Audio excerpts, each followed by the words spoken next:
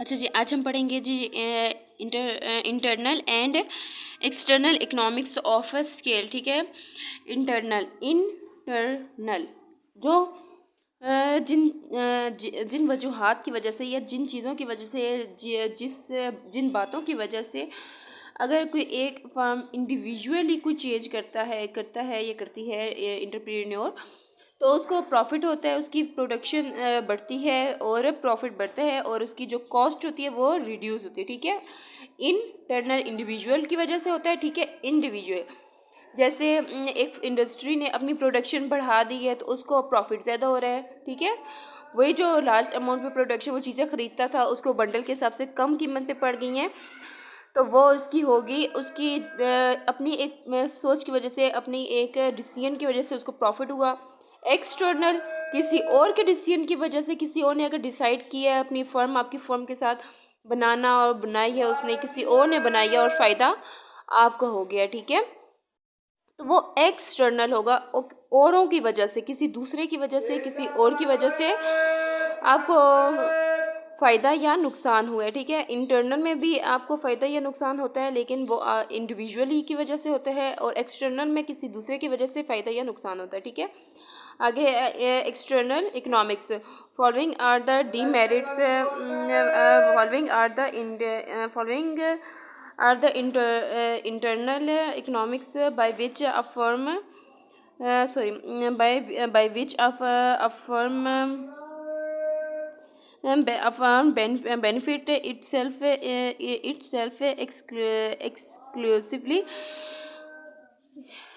जो हमारे पास अब जो नीचे इन लोगों ने पॉइंट्स दिए हुए हैं, इनके ज़रिए एक फर्म बेनिफिट मुनाफा हासिल करती है बाय इटसेल्फ, अपनी वजह से। ठीक है, पहला है जी एडमिनिस्ट्रेटिव इकोनॉमिक्स। एडमिनिस्ट्रेटिव इकोनॉमिक्स में क्या है जी, with the expensive of the production unit या form and output production expense. जब हम बढ़ा देते हैं अपनी फर्म को, अपनी जो प्रोडक्शन की यूनिट है एक्सपेंस कर देते हैं, but the management body of the firm does not extend. अपनी फर्म की बॉडी को हम लोग बढ़ाते नहीं हैं, फैला नहीं देते, लेकिन हम अपनी जो प्रोडक्शन है उसको उसी को बढ़ा देते हैं, लेबर ज़्यादा लगा के, मशीनें ज़्यादा लगा के। ठीक है, जिसकी वजह से एक फर्म के अंदरूनी चेंज की वजह से उसको मुनाफा होता है। ठीक है, इंटरनल इकोनॉमिक्स पहला ये था। एडमिनिस्ट्रेटिव इकोनॉमिक्स जिसमें हम लोग एक्सपेंड कर देते हैं अपनी यूनिट्स को। ठीक है, और या फर्म की यूनिट्स को, या हम उसी फर्म की यूनिट बढ़ा देंगे, प्रोडक्शन बढ़ा देंगे, या ब्रांच वगैरह ओपन कर लेंगे। अगला है जी टेक्निकल इकोनॉमीज़। टेक्निकल मतलब हम अगर जो मॉडर्न टेक्निक्स हैं उनके मुताबिक अगर हम अपनी मशीनें अपनी फर्म में लगाएं तो हमें ऑफ कोर्स मॉडर्न के मुताबिक हमें जो कम खर्चे वाली, कम पेट्रोल बिजली लेने वाली हम लोग टेक्नोलॉजी या मशीनरी यूज़ करेंगे तो हमारी कॉस्ट कम होती है तो हमारे प्रॉफिट होता है। ठीक है, अगर हमारे किसी चीज़ को प्रोडक्ट को प्रोड्यूस करने में खर्चा कम आ रहा है तो हमें प्रॉफिट हो रहा है। ठीक है, पहला ये था कि हम चीज़ें बढ़ा दें, दूसरा ये है कि हम लोग मॉडर्न मशीनें लगा दें अपनी फर्म में तो हमें प्रॉफिट होगा। तीसरा है जी कमर्शियल इकोनॉमिक्स। ठीक है, कमर्शियल इकोनॉमिक्स में होता है जी, कमर्शियल इकोनॉमिक्स आल्सो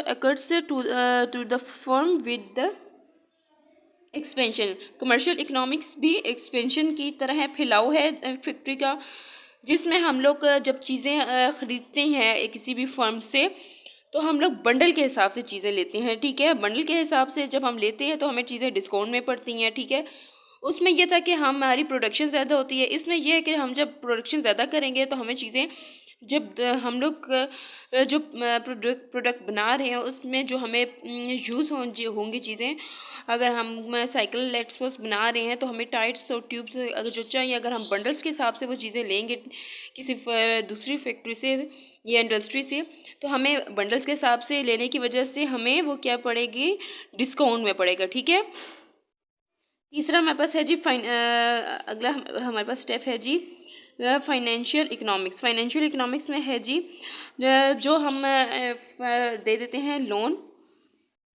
अगर हमें banks and other financial industries offer loans, ठीक है, money to do large firm, जो हमें समटाइम ऑफर्स होती हैं बैंक्स की तरफ से या दूसरी फाइनेंशियल इंडस्ट्रीज़ की वजह से अपने फर्म को बढ़ाने की, तो उसकी वजह से हमें प्रॉफिट हो जाता है। With help them to economics the use of resources, ताकि हम अपने रिसोर्सेज लें, कुछ मशीनरी ले लें, या हमें अगर एक्सपोर्ट करनी है तो जो हमें ऑफर्स मिलती हैं उनकी वजह से भी हमें अपनी फर्म के अंदर से फ़ायदा हो जाता है। अगला हमारे पास पॉइंट है कि economics in the use of factors of production, economy in the use of factors of production, ठीक है। इसमें यह है कि when the output is produced at a large scale, the principle of division of labor and specialization are employed। जिस time हम अपने firm को बढ़ाते हैं, बड़े स्केल पे बनाते हैं, तो ऑफ कोर्स वो इंटरप्रेन्योर के पास फिर जब प्रोडक्ट को अगर जैसे ही बनाने में है, अगर उस प्रोडक्ट की डिमांड ज़्यादा है तो ऑफ कोर्स उसी प्रोडक्ट को सप्लाई करने वाले भी फिर ज़्यादा होंगे, फर्म को चाहिए ज़्यादा होंगे। तो जब सीवीज़ ओपन होती हैं, वैकेंसीज ओपन होती हैं, तो large amount of people invited to include for this job, बहुत सारे लोग इस जॉब को फिर करने के लिए सीवीज़ डिपोर्ट करते हैं, ठीक है। लेकिन फर्म को उस वक्त जिस टाइम फर्म के पास अगर इश्तिहार वो न्यूज़पेपर पे देती है, तो उसको अगर 20 चाहिए तो वो हज़ारों के हिसाब से एम्प्लॉयज़ उसको मिल जाते हैं, तो फिर वो उसमें से अपने लिए उसको भी फैसिलिटी हो जाती है कि अगर बड़े पैमाने पे बना रही है तो फिर टीवी स्टार से इश्तिहार दे के सही छांटी करके लोगों को, स्पेशलिस्ट जो होते हैं उनको निकाल के अपनी फॉर्म पे फिर निकालती है, ठीक है। तो ये भी उसको एक फैसिलिटी मिल जाती है। स्मॉल स्केल पे है तो वो फिर इतना नहीं करेगी कि अखबारों में और टीवियों में इश्तिहार दे के दुनिया भर में जहाँ से भी है कि अच्छे इस्लामाबाद, पिंडी, लाहौर से आ जाए। तो छोटे स्केल पे ये नहीं हो सकता फैसिलिटी है कि इंटरप्रेन्योर को अच्छी नहीं मिल सकती लेबर वगैरह जिससे उसकी प्रोडक्शन बढ़े। लेकिन लार्ज स्केल में प्रोडक्शन से इसीलिए ज़्यादातर लोग अमीर से अमीर होते जाते हैं, क्योंकि उनके फिर रास्ते खुल जाते हैं। क्योंकि फिर जब लार्ज स्केल पे है उसकी प्रोडक्शन, तो वो जब अपनी जो पैसे को, वो कहते हैं ना पैसे को पैसा कमाते हैं, वो हमें मज़ीद पैसे को बढ़ाने के लिए पैसा देगा एड्स वालों को, ठीक है। एड्स के अलावा जो पोस्टर्स वगैरह होते हैं, कुछ पोस्टर घर घर फेंकने वाले होते हैं, वो भी पोस्टर्स फेंकते हैं, तो उससे भी उसकी प्रोडक्शन बढ़ जाती है। अगला हमारे पास है जी एक्सटर्नल इकनॉमिक्स, ठीक है। एक्सटर्नल इकनॉमिक्स का external economics acts to each form as a result of expansion of the industry as a, ये एक्सटर्नल इकनॉमिक्स जिसके जो दूसरे किसी इंडस्ट्रीज की वजह से रेवेन्यूज़ वगैरह बढ़ता है, तो उसमें हमारे पास जो पॉइंट्स हैं वो डिस्कस हुए हुए हैं। इसमें पहले हमारे पास पॉइंट है जी reduction of the cost of machines. अगर मशीन की कॉस्ट गवर्नमेंट की तरफ से कम हो जाए, तो ऑफ कोर्स हमें मशीन हमें ज़्यादा चाहिए, तो हमें जब मशीनें ज़्यादा चाहिए तो हमें ऑफ कोर्स लार्ज अमाउंट में मशीनें ज़्यादा चाहिए, तो हमें जो मशीनें ज़्यादा चाहिए तो प्रॉफिट कॉस्ट कम होगी, प्रॉफिट में अपनी टोटल प्रोडक्शन में कॉस्ट हमें प्रॉफिट मिल जाएगा। हमारी कॉस्ट प्रोडक्ट को बनाने के लिए जो खर्चा मशीनें ख़रीदने का था वो कम हो गया, ये गवर्नमेंट ने खर्चा कम किया तो हमें मशीनें ख़रीदी और हमें कम कीमत पे पड़ गई। अगला था जो establishment of workshop.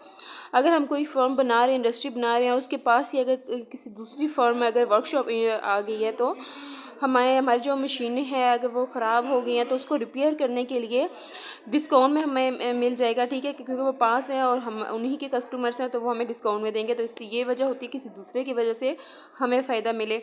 Establishment of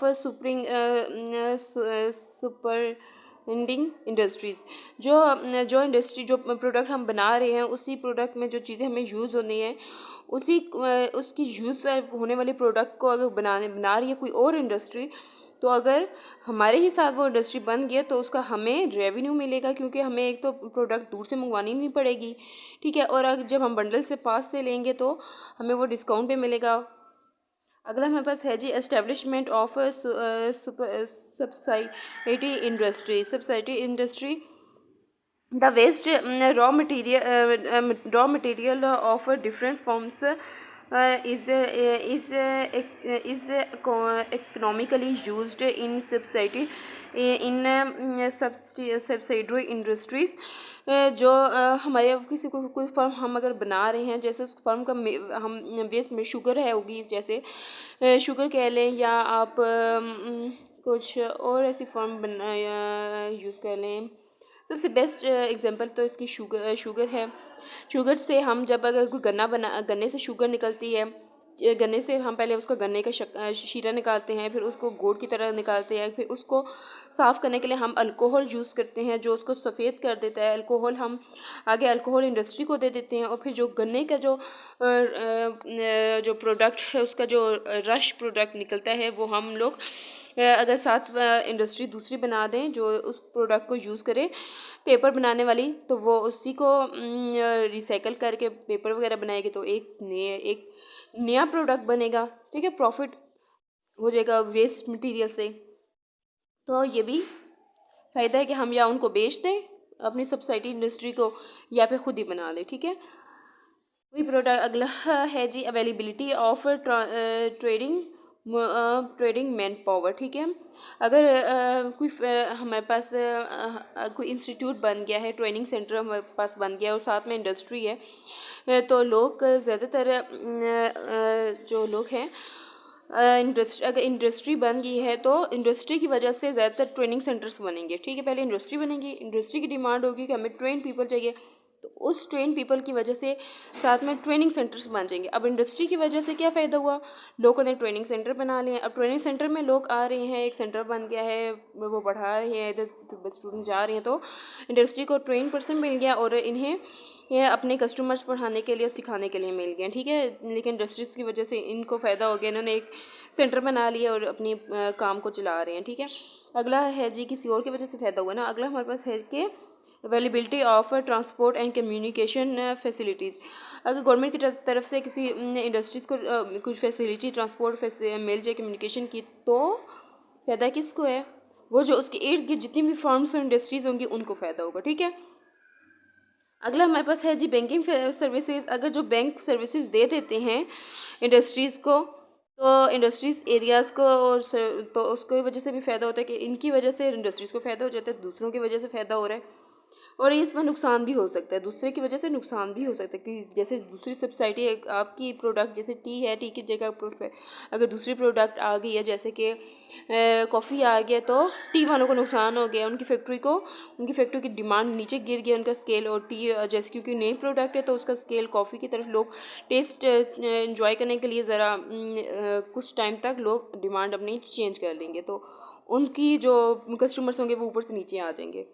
अगला है जी एस्टेब्लिशमेंट ऑफ रिसर्च सेंटर्स। अगर कोई रिसर्च सेंटर्स बन गए हैं तो नए सस्ते तरीके से ये प्रोडक्ट बनेगी, तो दूसरी रिसर्च सेंटर्स की वजह से